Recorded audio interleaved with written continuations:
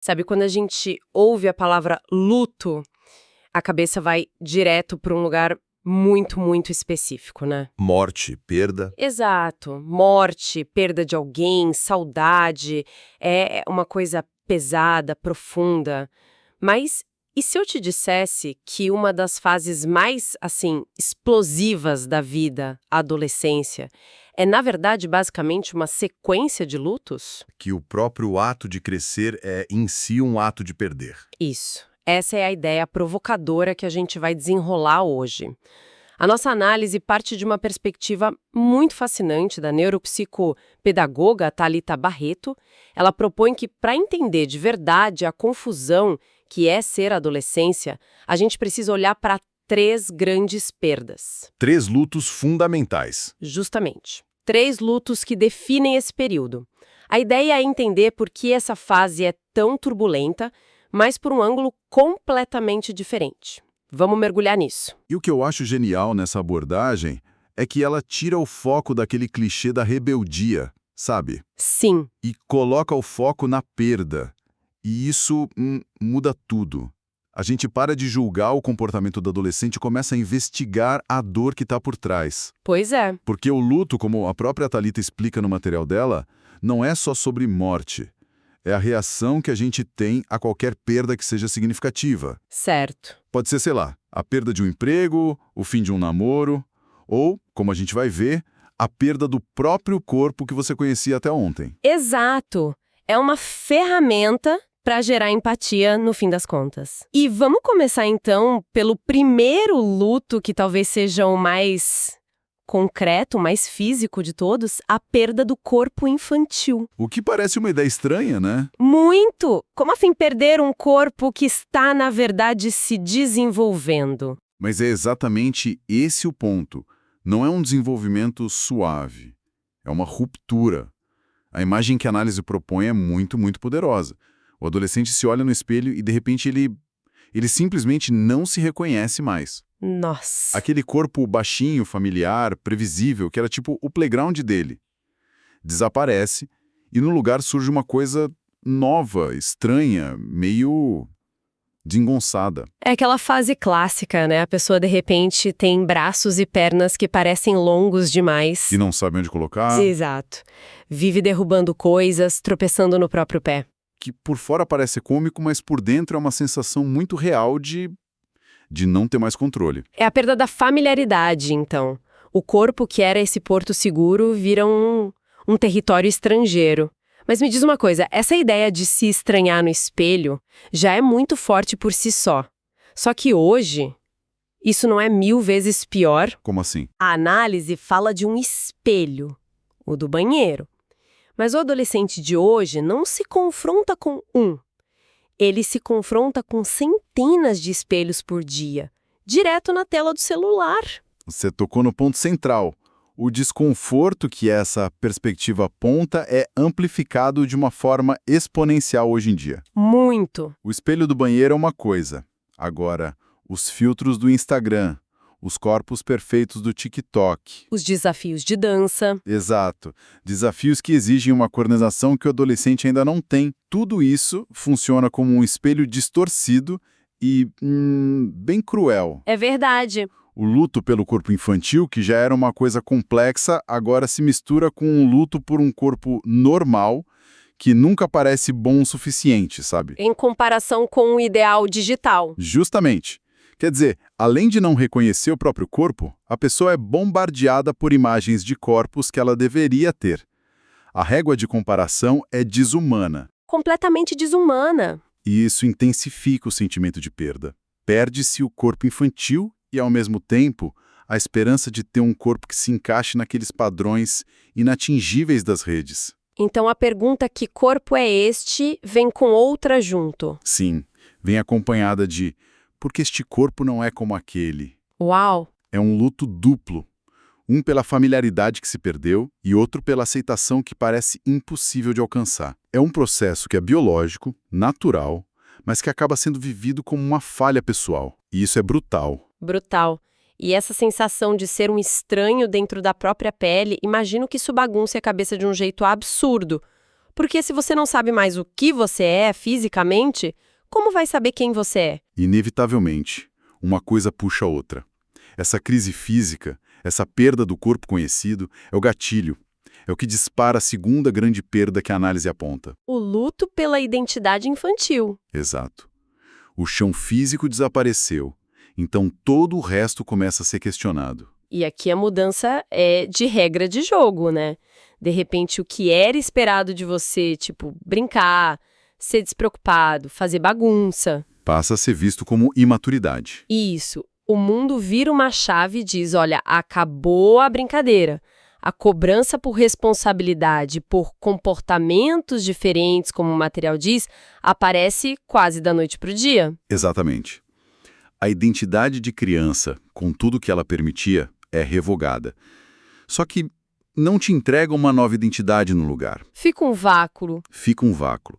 E o que eu acho mais interessante nesse ponto é a análise sobre a origem da pressão. Não são só os pais ou a escola falando cresça. A análise ressalta que o próprio adolescente começa a se cobrar. Ah, sim. É uma pressão que vem de fora e, ao mesmo tempo, de dentro. Nossa, essa ideia da pressão dupla me pegou de um jeito. Porque a gente sempre pensa na cobrança externa, né? Isso. Dos adultos.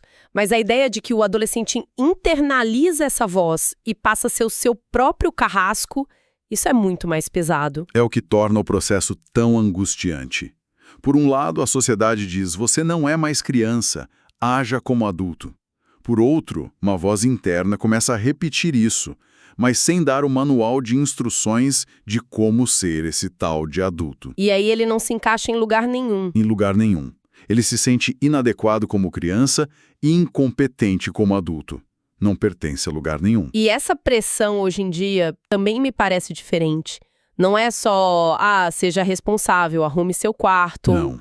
Parece que a cobrança é para que o adolescente de 15 anos já tenha um plano de vida, uma marca pessoal. Que ele saiba qual faculdade vai fazer. Que já esteja construindo um currículo.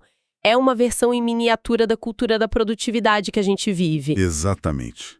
A perda da identidade infantil não é só a perda do direito de brincar. É a perda do direito de não saber. Boa. De experimentar sem um objetivo final. Hoje, a exploração que deveria marcar a adolescência e muitas vezes enquadrada como perda de tempo. Você precisa descobrir sua paixão, você precisa monetizar seu hobby. Isso. E isso cria uma ansiedade gigantesca. O vácuo que essa perda de identidade cria deveria ser um espaço de descoberta, mas a pressão social e interna tenta preenchê-lo o mais rápido possível, com metas com objetivos. E aí, em vez de construir uma identidade que seja genuína, a pessoa corre o risco de montar uma identidade performática, só para atender essas expectativas, né? Perfeito. É o risco de pular o luto. Em vez de viver a dor e a confusão de não saber quem se é, a pessoa adota uma máscara. E isso pode ter consequências sérias lá na frente. Esse período desafiador, como a análise coloca, ele é desafiador porque ele é necessário. É na bagunça, na tentativa e erro, que uma identidade autêntica começa a se formar. Tentar organizar essa bagunça cedo demais? É como assar um bolo pela metade. Por fora pode parecer pronto, mas por dentro a massa ainda está crua. Que analogia ótima, um bolo cru. Então tá, o cenário é esse. O corpo é um desconhecido, a identidade antiga já não serve e a nova ainda é um rascunho. A pessoa está se sentindo completamente perdida, vulnerável. Onde ela busca segurança nesse momento? Imagino que o instinto primário seja correr para os pais, para aquele porto seguro da infância. Seria o movimento natural. Mas é aí que vem o terceiro baque, A terceira grande perda. que talvez seja a mais sutil, mas também a mais dolorosa do ponto de vista emocional. O luto pelos pais da infância. Que não é a perda dos pais de verdade, claro. Não. Mas da ideia que se tinha deles. Exatamente. É a perda da versão idealizada. A análise usa uma imagem que eu acho brilhante. Os pais, que eram vistos como heróis, de repente são vistos como pessoas normais. Cai o pedestal. O pedestal onde a criança os colocava simplesmente desmorona. O adolescente começa a perceber que os pais têm medos, têm dúvidas, que eles não têm todas as respostas. Que eles também erram e às vezes erram feio. Exatamente. É a queda dos ídolos. Lembro de sentir isso. Uma mistura de de decepção com libertação, talvez. É um sentimento estranho. É um processo ambivalente, sem dúvida. Você perde a segurança de ter alguém que sabe tudo, mas ganha o direito de discordar. Pois é. E a análise traz uma imagem simbólica que captura a dor disso de forma muito poética. Aquela criança não cabe mais no colo daquele pai, daquela mãe. Uau! E isso vai muito além do físico. É sobre não caber mais naquele lugar de proteção absoluta, de certeza inquestionável. A segurança do colo dá lugar à incerteza do mundo. E mais uma vez, trazendo para o nosso contexto de hoje, essa queda dos heróis não é acelerada pela tecnologia. Com certeza. Eu fico pensando, antigamente, se seu pai falava algo, aquilo era lei. Hoje, o adolescente ouve, puxa o celular em 5 segundos, checa no Google e fala: pai, não é bem assim não. Olha aqui o artigo. Sem dúvida. A autoridade baseada apenas no "porque eu sou seu pai" perdeu quase toda a sua força. A informação está descentralizada. É verdade. Os pais competem com o Google, com youtubers, com influenciadores, com os amigos do filho. Essa desidealização, que antes era um processo mais lento e interno, hoje é confrontada com dados, com fatos externos o tempo todo. E isso pode tornar o processo mais conflituoso, mais direto. E imagino que para os pais também seja um luto, né? Com certeza. Eles perdem o filho criança e perdem também o posto de herói. É um luto dos dois lados. Os pais precisam viver o luto da perda daquela criança obediente, que aceitava tudo, para poderem construir uma relação nova. Uma relação de adulto para adulto. Isso, com aquele indivíduo que agora os questiona. É um processo fundamental para o desenvolvimento da autonomia e do pensamento crítico do adolescente. Para que alguém possa formar as próprias opiniões, precisa primeiro ser capaz de duvidar das opiniões daqueles que eram suas autoridades máximas. É a morte de uma relação. Para o nascimento de outra, mais complexa e, idealmente, mais honesta. Uau! Então, juntando as peças, o que essa perspectiva nos mostra é uma verdadeira tempestade perfeita. Exatamente. Primeiro, uma crise com o próprio corpo.